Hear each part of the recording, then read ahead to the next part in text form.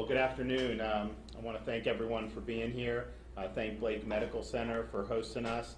I want to thank Randy Curran, CEO of Blake Medical Center, and also my friend Senate President Bill Galvano for being here. We also have Representative Will Robinson, Ravi Shari, HCA West Florida Division President. I want to thank him for being here.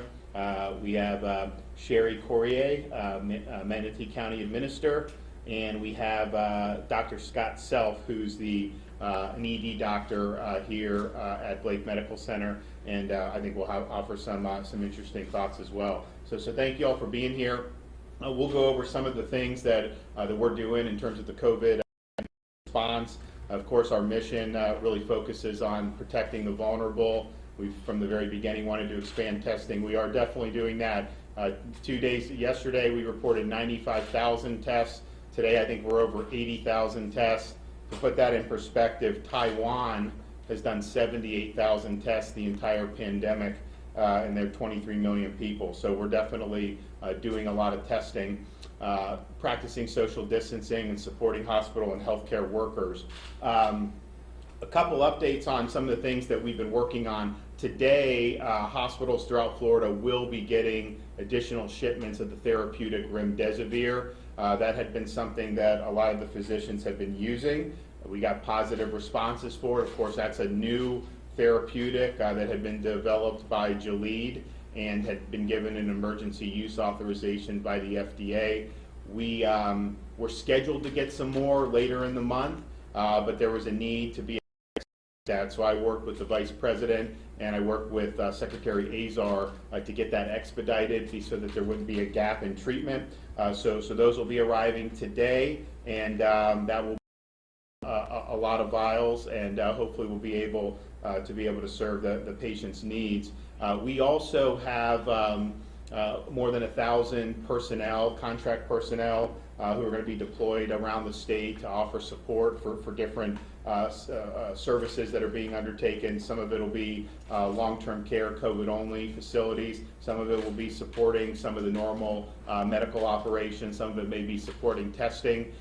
When we talk to people around the state, particularly with the hospital system, a lot of it's just making sure there's enough personnel to do all this. COVID is very labor intensive. There's a lot of procedures that go in place in terms of the isolation. Obviously, they have a lot of personnel who are involved in testing people, both who come into their hospitals and people who are participating in some of these drive-through or walk-up test sites. So the personnel is something that's very, very significant. So we're doing a lot of that to be able to help. So if you look at kind of where we've been now with this testing, when we first started out, the tests were very scarce nationwide. I think Florida probably had more test results in one day yesterday than probably the country did as a whole in the beginning part of March. So if you look, we had about a 10.8% positivity rate at the end of March, beginning of May. That kind of went down, and then we really had a good stretch from kind of the end of April through that June 13th.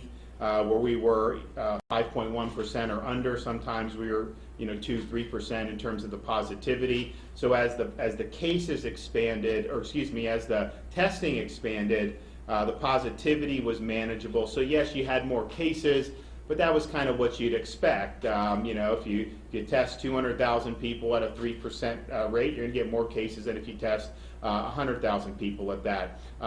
I think as you see, when we started to see more cases, yes, we've been testing more the last 3 weeks by far than we have before, but you see the that 614 to 620, the positivity then goes up to 9.6%, and then the next week in June, 12%, and then we were 14.8% for the last part of June, beginning of July. This week so far, it's ticked down a little bit. Last 2 days, I think, have been in about 12.5%. If you look around the state, there are definitely areas where we think we may be seeing some declining positivity. Then there are other areas that have been pretty consistently 20% range, like Miami-Dade. Here in Manatee, they've been about 10% the last 2 days, and majority of their new cases have been under the age of 45. Sarasota is reporting today 5.2% of the tests positive. Yesterday was 9.5%. And I think some of the folks here will attest that we may be seeing some decline in this part of the Tampa Bay area. Some of the other areas, particularly north, in places like Pasco, you may be seeing more positivity. But this is something that we're looking at very seriously. So we're going to get the test results to complete the week. We're going to be over 400,000 tests easily for the week. So that's a huge amount of tests, and a lot of it is this positivity rate. There's obviously going to be some prevalence, but if it gets into the single digits, that's something that's much more manageable. So we increased from the end of June into July, but then have it's been plateaued for the last 2 weeks, which is it's a good sign. We'd rather be plateaued at 4%, but we didn't want to see it continue to just go up and up. So we've tested 2.4 million people. That is 1 for every 9 people in the state of Florida. So it'd be interesting to see what other things have been tested at this level, in our country in modern times. But this is something that, as a whole, the country's done a lot of tests. Obviously, Florida, we're doing a lot, particularly in the last however many weeks when the demand has really been high.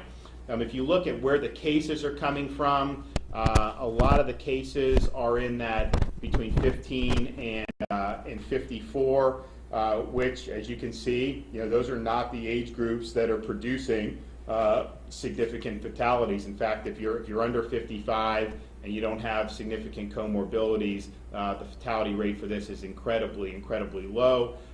You look, the 75 and plus, 85 and plus, those are where the bulk of the case fatalities are in terms of those who are positive cases. And a lot of that's nursing homes. I'll talk about some of that in a minute. But we really believe that those in that 65 and up age group are increased risk, and we're continuing to advise them to limit close contact outside the home and to avoid crowds as much as possible. But this is a pretty dramatic, I think, picture of showing how this virus operates and who tends to bear the brunt when they get infected. And to that 25 to 34, if we were going back 6 weeks, it would not have been anything special on this map in terms of how many tests. I mean, they had been positive tests there for sure. That's been a real dramatic increase in terms of the number of positive cases in that age group. And if you look, I mean, far and away now, they're the number one age cohort, that 25 to 34-year-old.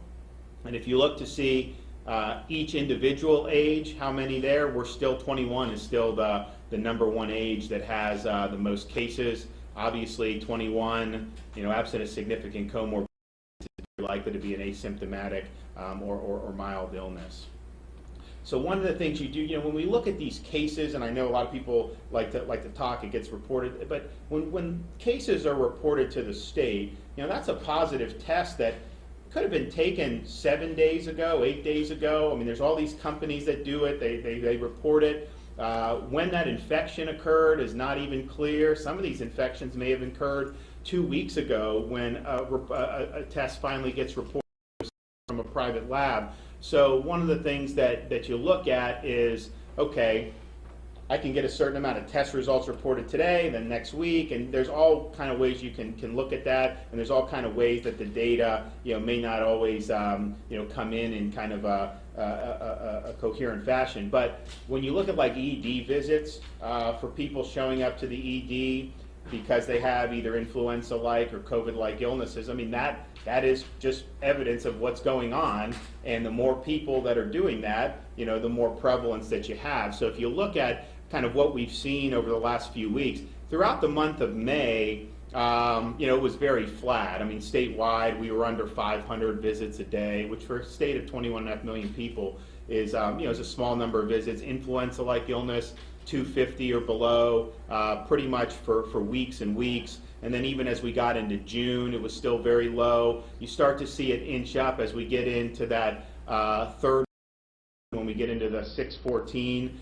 It goes up. You start to see more visits, and then the following week it escalates more, and then at the end of June it escalated to where we were seeing more than 2,000 ED visits a day for COVID-like illness. Now, going to the ED doesn't mean you're going to be admitted to the hospital, but it means you're showing up, and if you're symptomatic, a lot of times they are testing you. Now we have seen statewide, this start to trend downward, but you look at a couple days, and sometimes that can be more noise than signal. So we want to continue to look at that. I think they'll talk about here the ED visits have skewed younger and kind of that 35-year-old range, which obviously is a different kind of clinical cohort than the 65 and up. But that the syndromatic surveillance and looking to see that is very instructive in terms of what we're doing or what's going on in the state of Florida. So protecting the vulnerable, you see the fatalities skew 65 and plus, and really 75 and plus when you think about it. So this is something that's a priority. Given that you see more prevalence of this in the community today than we did, say in the middle of May, it is important for those in the at-risk to avoid crowds and minimize the close contact with people who they don't live with. Now, of course, if you're in a multi-generational living arrangement, there's definitely risk with that, and we've seen that in different parts of Florida where you have some of the multi-generational housing, a lot of crowded housing lead to more outbreaks. But obviously there's only so much that you can do when those are your living arrangements, and we understand that. But there is the risk in this 65 category. And then underlying conditions, obviously if you're 65 and up, even elevated risk, but really any age that has some of these conditions, you need to take similar steps and avoid the crowds, minimize close contact outside the home. One of the things when you have folks 65 or really even under 50, the ones that have things like diabetes, morbid obesity, those are the ones that typically have a much harder time with the coronavirus. And so just understand that and take whatever precautions that you can. We talked before coming out here about long-term care facilities, a really significant component of this. When we started this in March, we obviously knew that the nursing homes were going to be ground zero because you have the most vulnerable population there. So we did things like we prohibited visitors. So you've had visitors in nursing homes since the middle of March. That's a tough thing for a lot of people, but we feared that you would see more introduction of the virus if you allowed that. We also prohibited hospitals from discharging COVID positive patients back into the nursing homes. I think when that was done in other states, that really had negative consequences, and we felt that was the better course of action. We required PPE like N95 masks. We sent 10 million masks plus to long-term care facilities, face shields, gowns, gloves, all that, and so we required them to use the PPE, but we provided the PPE because we understood that was important to try to minimize within those facilities. But we also understood as we started to get into April that even with doing all those precautions, you would still have it get in with a staff member, maybe not wearing the PPE right, maybe just the PPE wasn't as effective as we wanted it to be. But so you would see cases there. We sent the National Guard to do a lot of testing in the nursing homes because we understood that we needed to identify cases before they could spread like wildfire. And so we understood that there was a need for some of these folks who, if you do test positive and you're a resident of a long-term care facility, that you had to be isolated appropriately so that you didn't spread it to other residents. And some of these nursing homes, long-term care facilities, they're just not set up to do appropriate isolation. And so we said you need to transfer those folks. Now, some of that was just sending them to the hospital where they're basically just boarding because they are medically stable. So we felt that wasn't probably the best use of hospital resources if we could help it. And so we've now established 13 COVID-dedicated nursing facilities in the state of Florida. So these are nursing facilities that all their patients are COVID positive. So if you have somebody who tests positive in a nursing home in Manatee County, you can send them to Carrington Place in Pinellas or Polk or Charlotte. We're working on bringing on a couple more of these facilities, but this way they're able to be isolated and not spread it into their home facilities. We started the Pan American, or the Miami-Dade Care Center, last week. We think that that's going to be filled probably within a couple days, and we have a number of in South Florida, Central Florida. We're also working, I know the Tampa Bay area, they've dealt with a lot of nursing home outbreaks, particularly in Pinellas County, and that's been a concern. And so while this Carrington place is good, we want to see if there's ways that we can expand the footprint. But this is an important tool to protect residents of long-term care facilities who are the most vulnerable, but also, not needing to send, if someone is stable or asymptomatic, having a place where they can go where they're not going to infect other people, and they can be cared for. So I want to thank Secretary Mary Mayhew for really working hard on that. And we talk about the new facilities and the additional beds, that are going on every day for this. And just to show why this is important, so here in Manatee County, they've had, I think as of yesterday, or as of this morning maybe, 138 COVID-related deaths. 91 of them have been related to long-term care facilities. So that's 66% of the corona-related fatalities have been linked to long-term care facilities. And so that's not only just saying 65 and up, but just 65 and up and then residents of these facilities.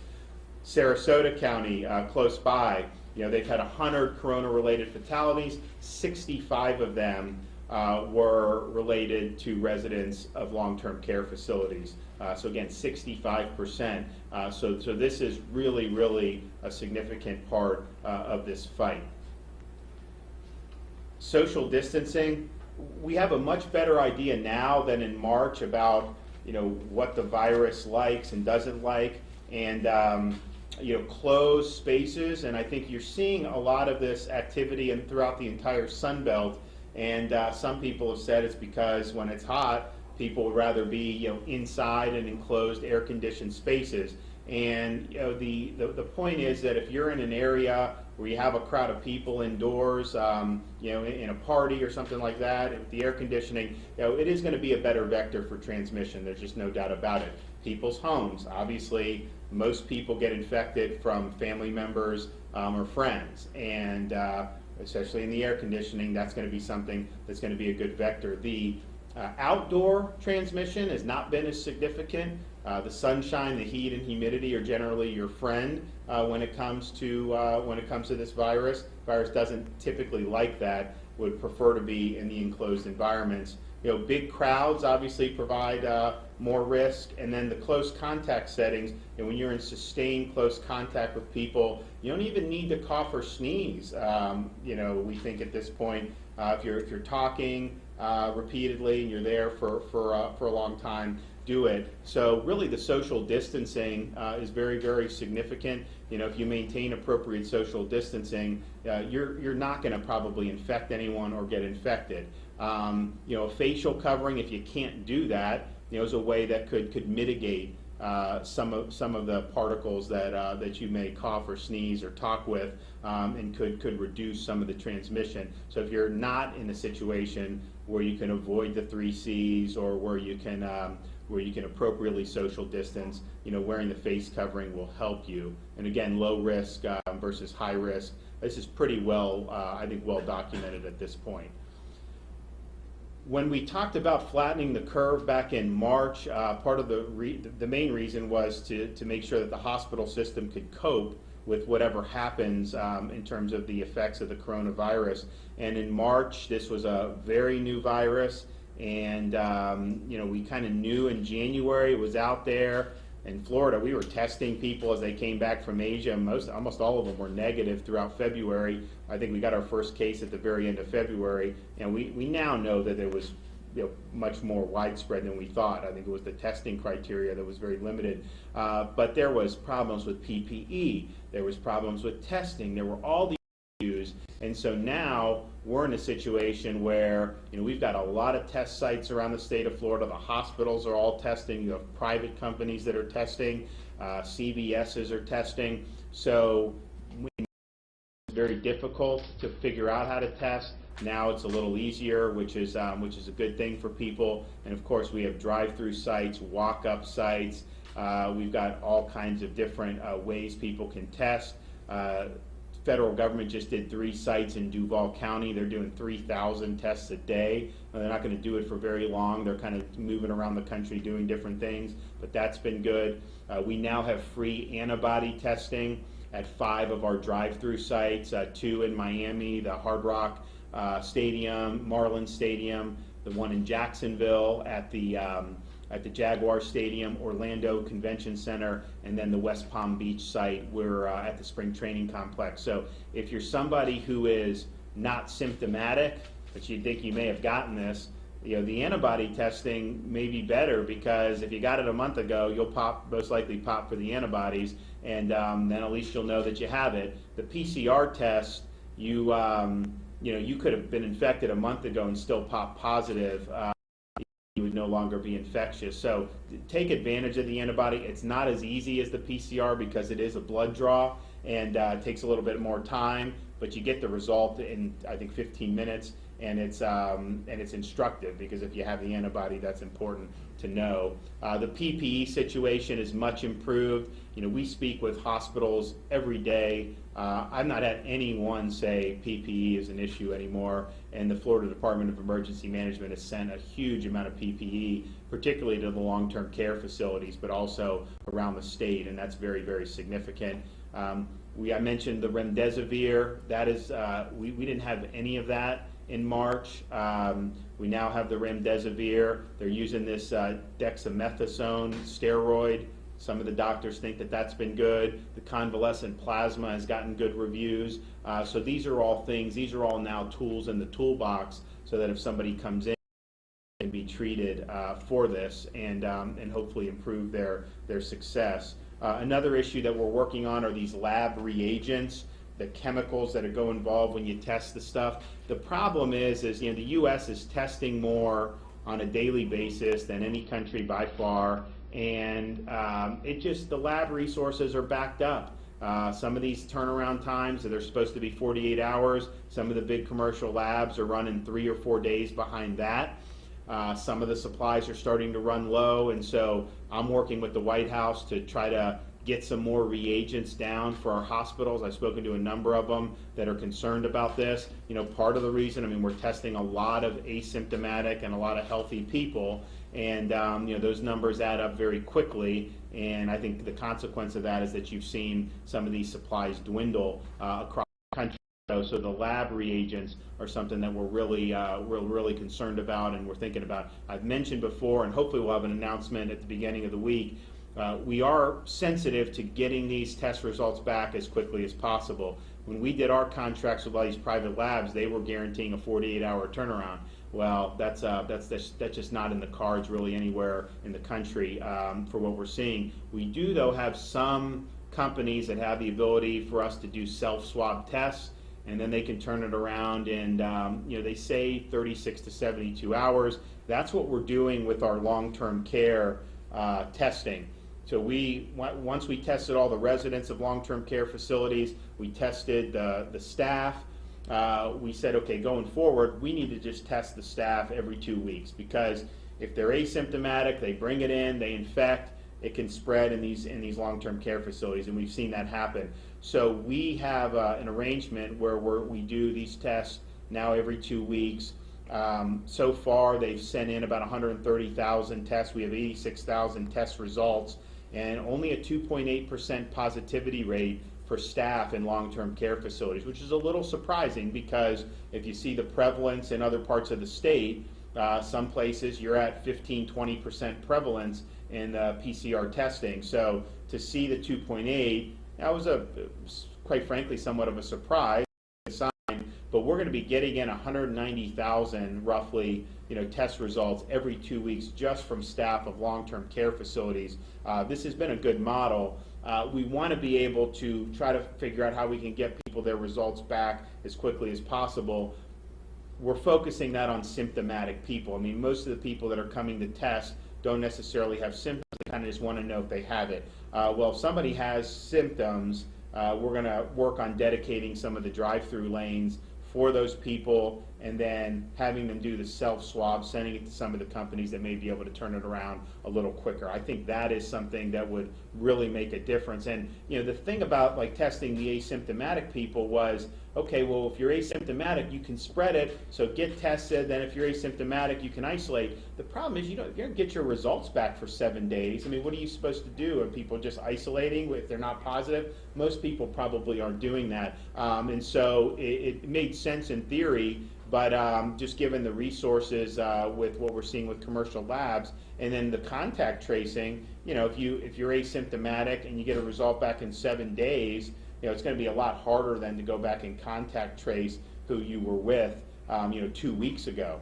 It's a lot different if you quick result and then you can say, yeah, 2 days ago I was here. So, but the lab reagents are running down because of just the total massive amount of testing that's being done on a daily basis. It's just not in Florida. That is nationwide. So I want to thank everyone for coming. We're going to pass it around. Folks can make some comments. Then we're going to have a little bit of a discussion, and then we'll open it up to some questions. So, President Bill Galvano, report. Thank you very much, Governor, and welcome to Bradenton, Florida, Manatee County. We really appreciate you being here. Thank you, Dr. Chari and CEO Kern, for having us here at Blake Medical Center this morning. I remember very clearly, it was several months ago, we were in session and you, Governor, called me and you said, Bill, guess what? We have our first recorded cases of COVID-19 here in the state of Florida, and one of those was right here in Manatee County. The other was up in Hillsborough County, just north of here. And so it began, and from there we had to navigate what has been a changing landscape, a challenging landscape, but one that is very, very serious and changed the way of our lives and the way we conduct business. And I'd like to thank you, Governor, for the way you've handled it. You've been very measured and very patient in terms of what we have done to respond. There was not a shoot from the hip mentality that took place in your office and frankly in the leadership of the legislature. And because of that, I think we've responded well. And I would like to underscore a message that you've been sharing when you have been speaking with the public about the data, and it's a big picture about the data, is that when you analyze data, you have to analyze it all. You have to understand every aspect of it. You have to understand how many tests are being taken, how does that compare percentage-wise to the death rate, to the hospitalization rate, all of those things. And too often what I'm hearing is just a single message, just a one message that says, here's what has been tested and here are positive rates. That doesn't really give the clear picture of how we are doing here in the state of Florida, which is frankly better than most of the other states here in the Union. And that same type of measured approach, it was a real pleasure working with you on the budget. As you recall, we got out of session and had a budget together with the speaker, and I decided we should probably take a little more time and put additional buffers in there for reserves, and which we did, and then we monitored and we watched and we collected data, and because of that we were able to sustain a budget that came out of this last session with many funded programs that represent the dreams, goals, and desires of constituents throughout the state of Florida. And here we are now, very securely into our next fiscal year with that budget. Now, granted, you had to be necessarily a little more aggressive with your vetoes, but nonetheless, that same type of patient, measured approach ruled the day and proved to be successful. Here in Manatee County, we've had our challenges, as you pointed out, significantly. They are within our nursing home community. We've had good leadership here. We've had tremendous leadership from our county commission, our elected officials, and they have responded in a very professional, reasonable, and practical way to the here, our medical community as well, and in large part have followed the standards that you your executive orders in terms of how we've responded, and because of that, we have been in pretty good shape here. The Department of Emergency Management has been very helpful. My entire district, but in particular Manatee County, in terms of making sure we have testing sites, the PPE, other types of support that were necessary for us to continue and to sustain ourselves in house stability, crisis and pandemic. And I feel confident that we will continue to be able to handle it, and look forward to continuing to work with Director Moskowitz and yourself, Governor. And so, I want to congratulate the county that we are in, and I want to thank you again, Governor, for what you've done in terms of managing this pandemic. And I know we're going to hear from the medical experts here at Blake, and I guess you want me to just turn it over to our CEO here, Curran, or you want to go back through the chair? No. Go ahead. Yeah, absolutely. Well, Governor, I appreciate you coming here today, and President Galvin, thank you as well. It's an honor to host you today. I think if I would convey one thing throughout this process to their point is that it's been fluid and it's changing day to day, sometimes hour to hour. But at the beginning of all of this, both as an organization and as well as a facility, we really focused on a couple of things. One was protecting our workforce so that we could ensure that our facility was here to support our community throughout all of this. And we did that with four main focus areas. We continue those focus areas today, quite honestly. The first is infection prevention, and that has a couple of different pieces. The first is universal masking. All individuals within the facility, both our caregivers as well as our medical staff, visitors, vendors, etc., go through the screening process and are universally masked. PPE, the governor mentioned that, and we've been able to manage our PPE here to effectively ensure that our caregivers have the appropriate PPE for the appropriate patient. And then we constantly are focused on disinfecting.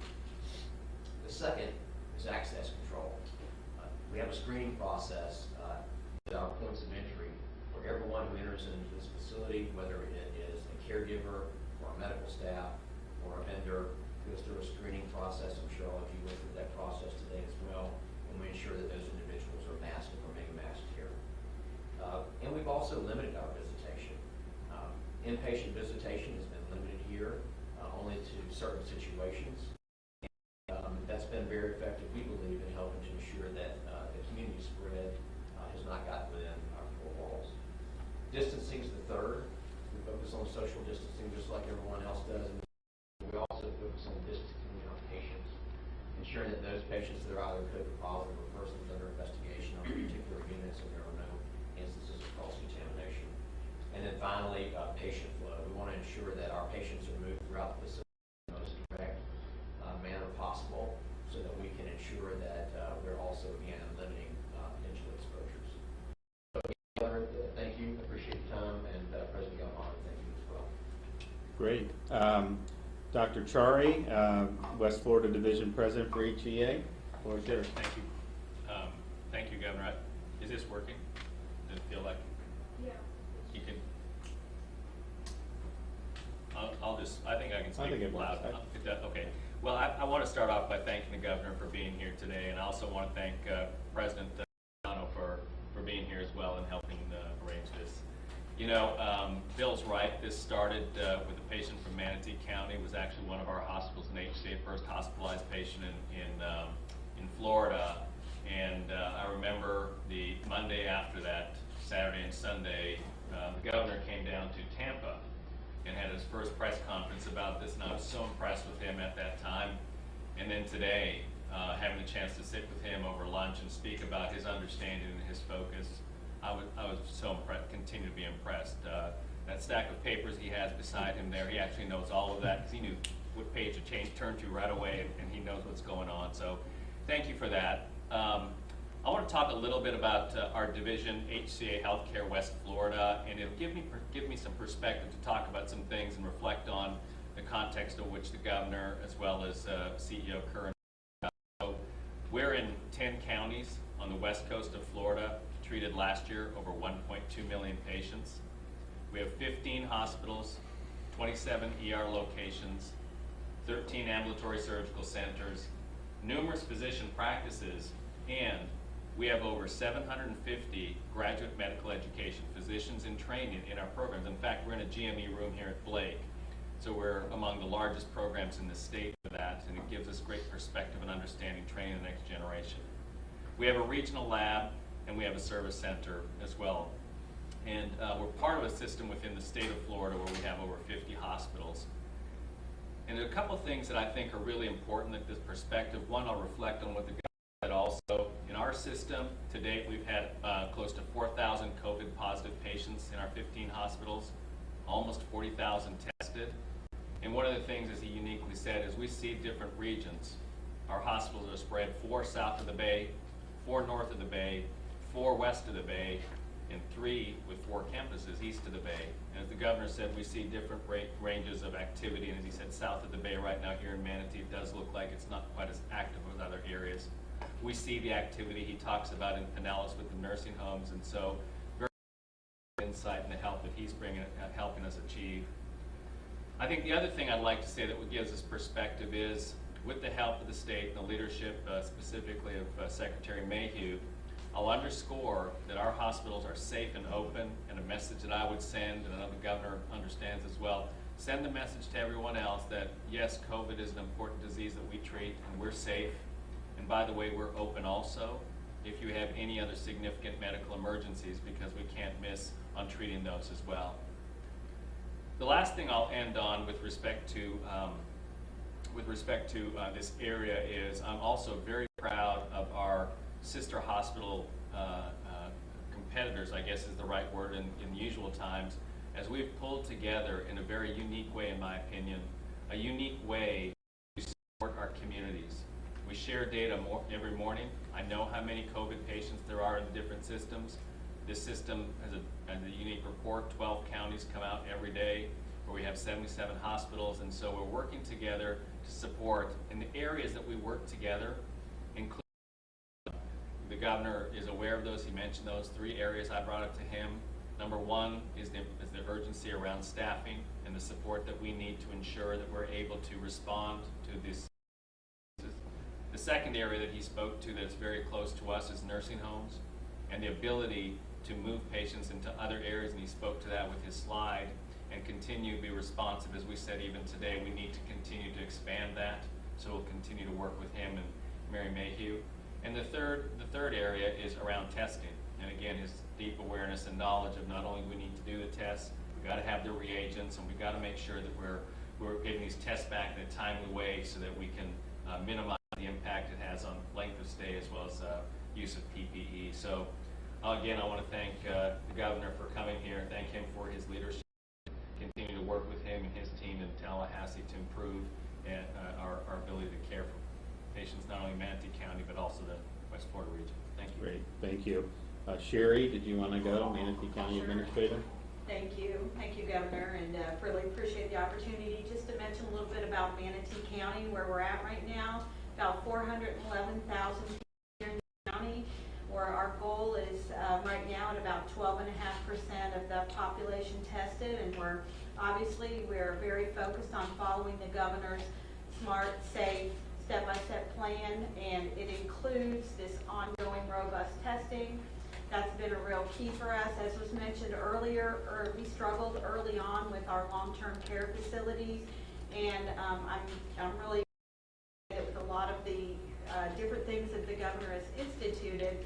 Those seem to be coming online, and it's given us a more deeper and richer understanding of what's happening here locally for a lot of our elders. I think at the local level, a lot of people wonder what goes on behind the scenes when these kinds of emergencies happen, and we're so proud of the relationships that we built both with our facilities such as Blake Medical Center and CEO Curran and the staff here who have been extremely helpful. As been mentioned, statistics every morning are very important to us as a county. Our Board of County Commissioners stepped up early on when we were lagging in some of the testing area, and supported some local emergency funds in conjunction with MCR Health locally here. And then the governor's office as well as Senate President Galvano came through with a regional testing site at UTC. We have the walk-up facility at Lincoln Park. We have now at Home Depot on Cortez here for those of you that need places to go. These are all available. We're averaging about 3,000 tests a day in those 3 public facilities, and then of course all of the other testing that's going on. And so we feel that we have now come in line with the state. We've come in line with some of the metrics that are needed. And one of the other interesting things that's going on right now on the local level for us, and I'm sure across the state, and I know the other county administrators would want me to also say thank you to the governor for getting the Manatee CARES Act fund out to the local governments. We're balancing bringing the economy back locally. On Tuesday, the 14th, we roll out our Manatee CARES program, which is a business recovery program. But let me emphasize that in the early stages of that, it's focused on sanitizing, renovating your facilities for safety, of course, practicing good hygiene, wearing, hopefully, staff having access to PPE, also being able for those businesses to bring back their employees to come back. So it's just been a very rewarding experience. I'd have to say that our emergency management staff, again, Public Safety Director Jake Sauer here locally, Steve Lichauer and his emergency division, along with our Department of Health Executive Dr. Benzie, they've been fantastic, and it's really a group effort. So we want to thank you. We want to thank Senate President Galvano. They check in with me regularly as the county administrator, and we work with our board to try to make quick decisions. So thank you for letting us update you on the local staff. Great, thanks. Then we also have Blake Medical Center Director of Emergency Management, Dr. Scott Self. So Scott, can you go ahead and take it away? Sure. Thanks again for coming, Governor DeSantis. If I had one message to deliver to the community, I want everyone to know the hospital facility ER is safe. As Randy mentioned, as Randy mentioned earlier, we put in many things from the hospital for patient safety. So that includes things like masking, separating patients out that could have symptoms, coronavirus from those who don't. Many things we've done for months. And I'm concerned, as well as a lot of healthcare givers, that patients are ignoring their symptoms. At the height of when this set in March and April, the ED across Tampa Bay, we were seeing 50% volume drops. These weren't just low acuity patients, these were chest pains, strokes that were waiting until they gotten better, but we're still 15 to 20% down from prior years. So it tells me that patients are still not coming in. We're seeing delayed heart attacks and strokes. And I would really just want the community to know that we're a safe place. A testament, I guess, to wrap up to that point is that in Blake ED, over the past 4 months or so, we've diagnosed over 300 coronavirus cases, most of which were discharged home. And I've had 0 doctors and 0 physician extenders contract the virus. So that's from appropriate PPE and safe things that have been implemented. So I would just want the community, please don't ignore your symptoms. We're here for you. We're here to help. And I think that's all I have to say. Thank you.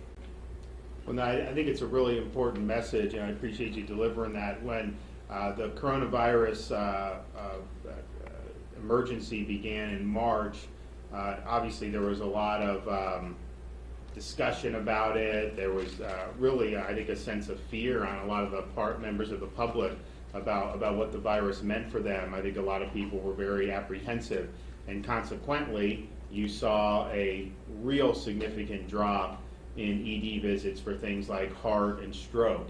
Now, those things don't just get cured or stop. I mean, those are kind of maladies that happen, and so CDC looked at it and identified, the big percentage of drop, and theorized, and I think this makes sense. I mean, people were scared to come into the hospital because they thought they were going to actually get infected with coronavirus, which I think, as the doctor said, is not going to happen. I mean, this is one of the safest places you can be, but they were fearful of that, and then others, thought that there was all the hospitals were doing was corona. All their beds were filled with coronavirus patients. Again, that's not true. Even as we've seen, more prevalence in the last 3 weeks, more ED visits, and more people, more traffic in the hospitals. The bulk of what they do is not coronavirus. I mean, they're doing the other stuff that is so important. And so, if you have those symptoms, you need and get the medical care you need. Every hospital in Florida will tell you, we want you to come in, and so we don't want to see, that decline, because what happens now, and I think you guys can probably attest to this, but I know I've spoken to other doctors and CEOs of hospitals. Some of the people that are in intensive care now for things other than coronavirus, their condition worsened because they didn't go in when they needed to go in. And you don't want to be in a situation where you're doing that. So do you agree with that? Is that what you guys are seeing? Absolutely true. A lot of delays, or certainly it's improving now as we've opened up again, but certainly in the immediate past, right after the lockdown, there was a lot of folks who delayed symptoms. And as Dr. Self said, they're concerned, don't be. The years are safe, come in, don't ignore. Can you just, you'd mentioned kind of like a survey of kind of the Tampa Bay region. You kind of got Sarasota, Bradenton, where the prevalence seems to be a little more slowly, even declining. Pinellas, obviously we've had a lot of nursing home issues there. And then kind of north of that, which was quiet for a while, Pasco and stuff, you started to see more prevalence there. Well, I think Governor said sort of over the time that we've been looking at this, early on in this area was a little bit more active south of the Bay, as we call it, with our 4 hospitals. And in the background, that had a lot of nursing home activity, as of Hillsborough. However, in the last 2 weeks, to your point, clearly north of the Bay, we've seen increased rates right now in the growth rates over the last 7 days of 12 to 13%, which another way we think about it is doubling time. The doubling time is roughly about 12 days. We double the number of cases. So we're clearly watching that area carefully. How are you doing on PPE compared to March? As it seems like those, I know we've sent out a lot with emergency management, but it just seems like those distribution chains have loosened since kind of the panic in March. Yeah, I think you again understand the situation very well. As Randy mentioned, we have put in a very tight process around PPE management, so we managed it well. And then as this resurgence has come along, we still continue to have good supply. Certainly the allocations have been very helpful. And again, as we've retightened our system and process in the last several weeks to ensure that we have the inventory on hand to take care of patients. So I've been discussing the COVID-only long-term care facilities that we've established, both in terms of a step up from a long-term care. If they're positive, they can be isolated, but also a step down, because a lot of these folks who are positive don't require hospitalization, or they become stable, which is a good thing. So you guys you're utilizing Carrington Place and some of these facilities to transfer some of your COVID positive but medically stable long-term care residents? Absolutely, it's an important part, and we continue, as we talked about over lunch. I appreciate your help in any way we can to expand that, because it becomes a challenge in the hospital to, as Dr. Self mentioned, we have patients coming in, and then the other side of that is moving patients out is something we need to do to maintain that flow and throughput. Great. Yeah, no, we're looking to do, Carrington Place is about 50 beds. We also have Oak Bridge and Polk, which is over 100 beds. We have a facility in Charlotte, but we'd like to get another one in the Tampa Bay area. I know that Secretary Mayhew is working with some folks to try to do that. Let me ask Bill Galvano, just how's the economy doing here? I mean, obviously, it's March, at the beginning of March, I think things were humming along really well. That obviously changed as that month went on. Are people, getting back? What's it like in the Sarasota, Bradenton area? Yeah, and you're exactly right. Test. Did you break it? Yeah, there it is. Okay, back on. What's that? Okay, yes, we, like the rest of the state of Florida, were just, as you say, humming along as we entered into the new year. A lot of growth in the eastern part of our county, a lot of new business coming all throughout actually my district. That includes Hillsborough County, and then of course we had the shutdown and experienced very consistently here in Manatee County what was being experienced around the rest of the state. We are coming back. The step-by-step and measured approach that we worked on. I appreciated the opportunity to work with you on that approach coming back has helped us begin little by little. Our county commission, again, I have to recognize their efforts as well as REA's efforts in making sure we maintain that balance between public safety, which of course is paramount, but to understand the implications of not monitoring and not supporting the opportunities economically that need to come online when they need to come online. So we're seeing a comeback, and it's slow but it's steady, and we're going to stay on top of it and make sure that we're not taking steps that are going to put us in a stale position. And frankly, Governor, I don't want to see us go backwards either. I mean, we're learning every day about how to handle this pandemic, and our economy still needs to move forward. And so let's make sure we're still doing that. Great. So Dr. Self, can you talk a little bit about the kind of the demographic age breakdown of some of the traffic you're seeing in the EDs lately, kind of the age breakdown, what do the symptoms look like, and then within that, the folks who tend to have the most problems in terms of any comorbidities they may have. Sure.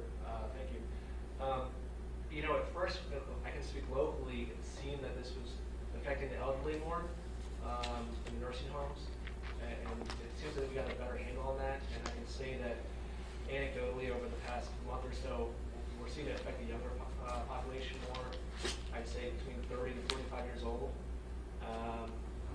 Most patients, thankfully, are able to be discharged home. Of course, some of them can't be, and we need to care for them. I would say that the patients that have a challenge with this would be those patients that have other comorbidities like diabetes or morbid obesity. But for the most part, if you're young and healthy, you do very well with this disease, and we've been able to manage that. So I'd say than the past month or so. Great. Well, I want to thank everyone for coming, and thank you for what you're doing here in the Sarasota Bradenton area. I think you guys have handled it very well. We're obviously not done with it here, but the trends seem a little bit better here than they may be in some of the other parts of the state, so we really appreciate that. We also just folks who've been working so hard, healthcare workers, our first responders, and then just all the Floridians who've really worked hard, just doing the basic things that the people have been talking about to protect themselves and to protect their families, and we really appreciate it. And with that, take some questions. Governor Chip Osowski, News Channel 8. I have two questions. Can you talk a little bit about the COVID-only facilities Carrington Place? And secondly, you mentioned the day before yesterday that you're sending 100 contract nurses to the area. Can you talk about when they're going to arrive, where they're going to go, how long they're going to be here, that sort of thing? Sure. So the COVID-only facilities grew out of an understanding that it's hazardous to be shipping COVID-positive nursing home residents back into a long-term care facility, or if they test positive, and as we start to affirmatively go in and test, if they test positive, to leave them there if you can't appropriately isolate them. We have some nursing facilities in Florida that are phenomenal, that could isolate no problem. Okay, that's fine. But if you can't do that, then leaving a contagious patient there, a nursing home is probably one of the top vectors of where you would see rapid spread. So we knew we needed to do something. So we told these facilities, you got to transfer them to a place that makes sense. Now, where they can be isolated. Now, their first thought is just send them to the hospital, which, fortunately, a lot of these folks don't require that level of care. Like, they are infected, and many of them are actually asymptomatic.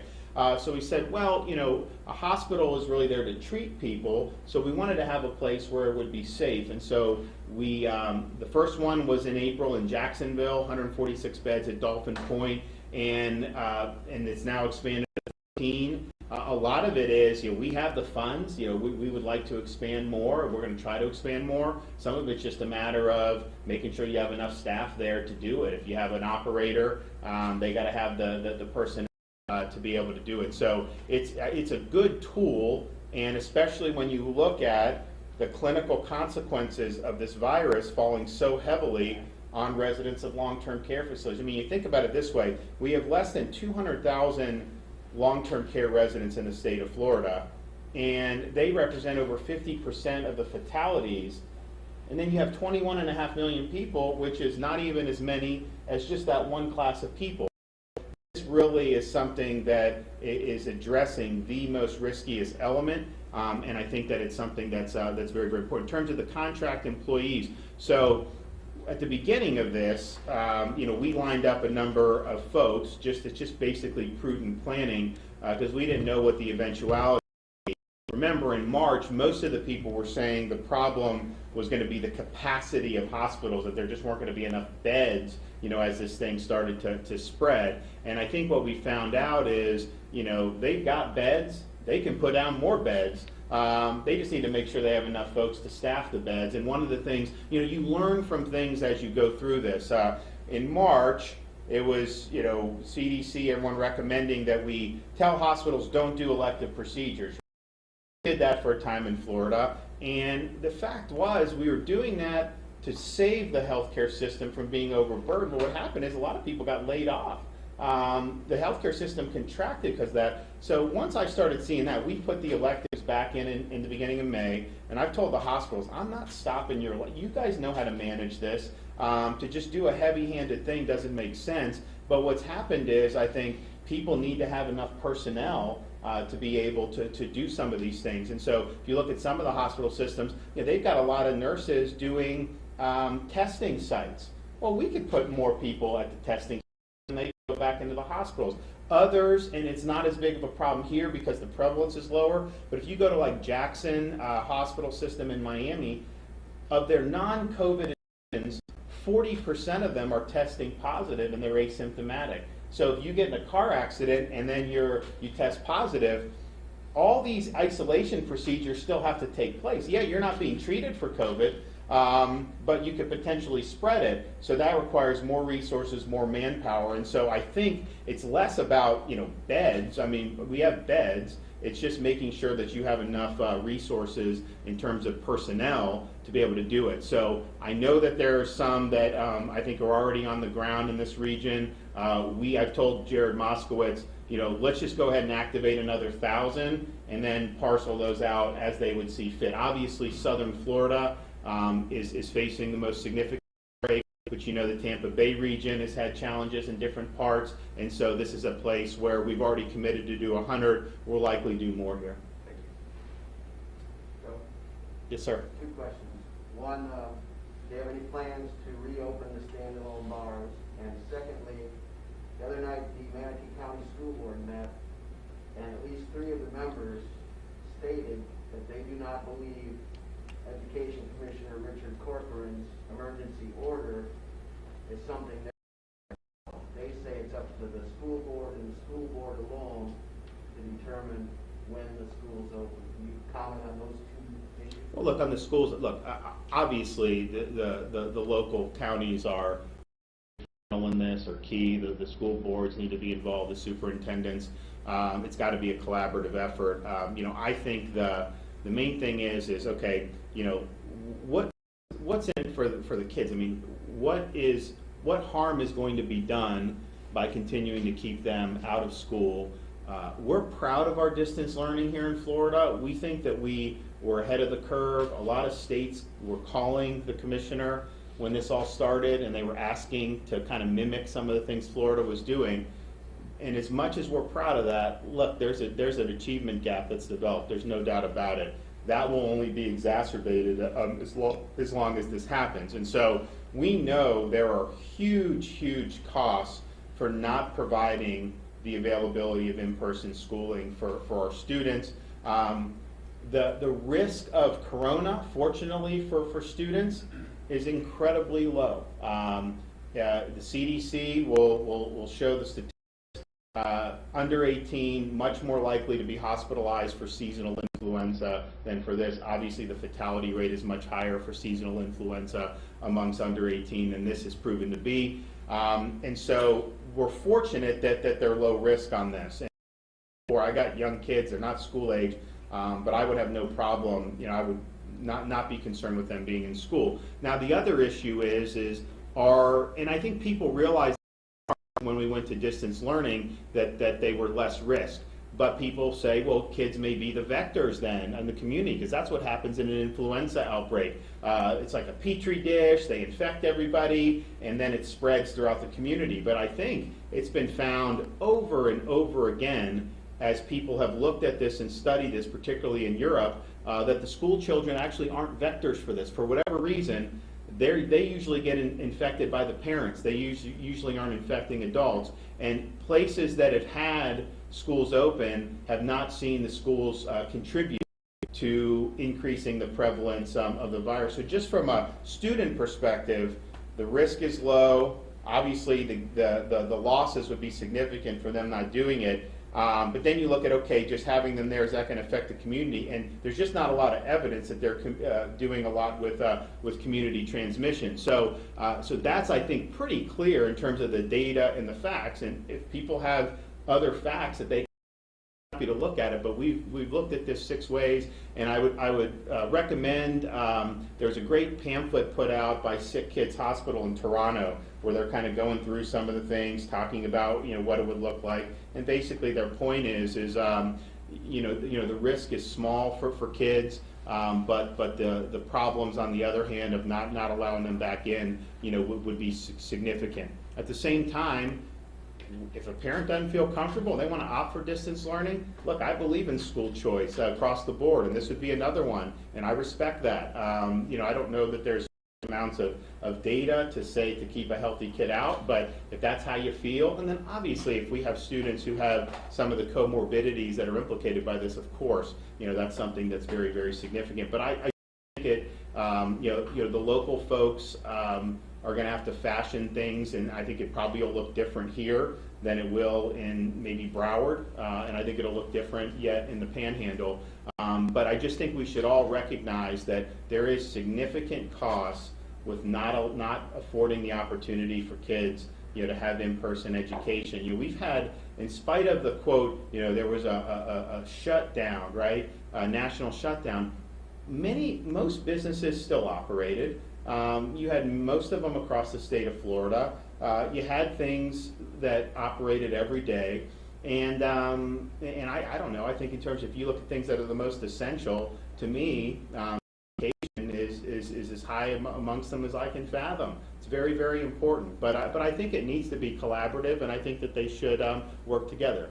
But do you think it's mandatory? It's stated in the order that the schools have to open for brick and mortar in August, and the school board disputes that. And then also the question about the bars. Are the schools to open in August, according to the commissioner's order? And I was just reaching over to get the question. Yes, the answer is yes. The DOE order cannot be ignored. It needs to be adhered to.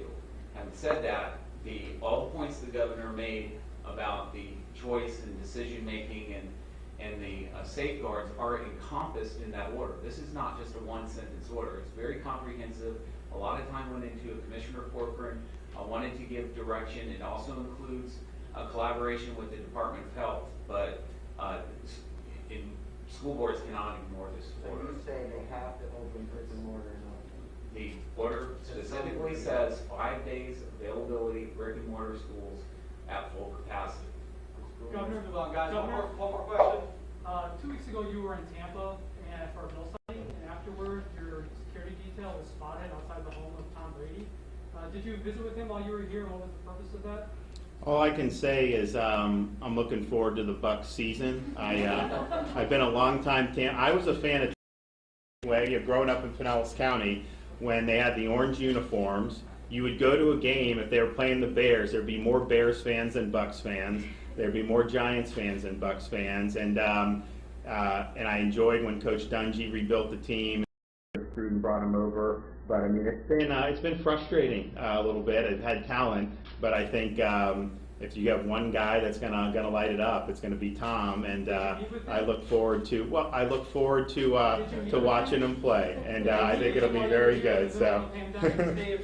What about the bars? Thanks, guys. So I want you to answer the question. I'm asking your office for. Governor, what about the bars? A lot of bar owners. So look, we set out a plan for not all the counties, some of the counties, not South Florida, for example, that they would be able to operate just like a restaurant, limited capacity seating. The problem was no one was following that. And so, you know, and I get that's not how they want to operate. Our view was to try to say, I want as many people in business as can that will have low risk.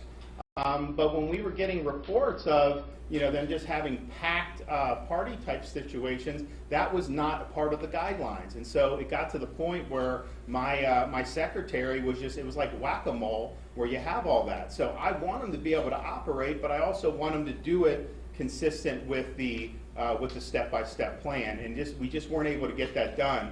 So right now we're not making any changes, status quo. We want to get this positivity rate down. We want to continue to you know, hopefully see, you know, declining COVID-like illness visits at the EDs, and then as we get in a more stable situation, you know, then we'll take a look at it. I mean, like I don't blame them for this. I mean, a lot of people say that's the only reason because someone was at. Well, that's not true in South Florida. That has not even been happening, and they're having the most. So it's definitely not their fault. But at the same time, you know, we try to do these guidelines because we consulted with physicians, we consulted with different people, and we just felt that it's not like flipping a switch. It's going to take some time, but that's the plan. And if the plan wasn't being followed, then there's just not a way we're going to be able to do it. Thanks, Governor, can you answer the question?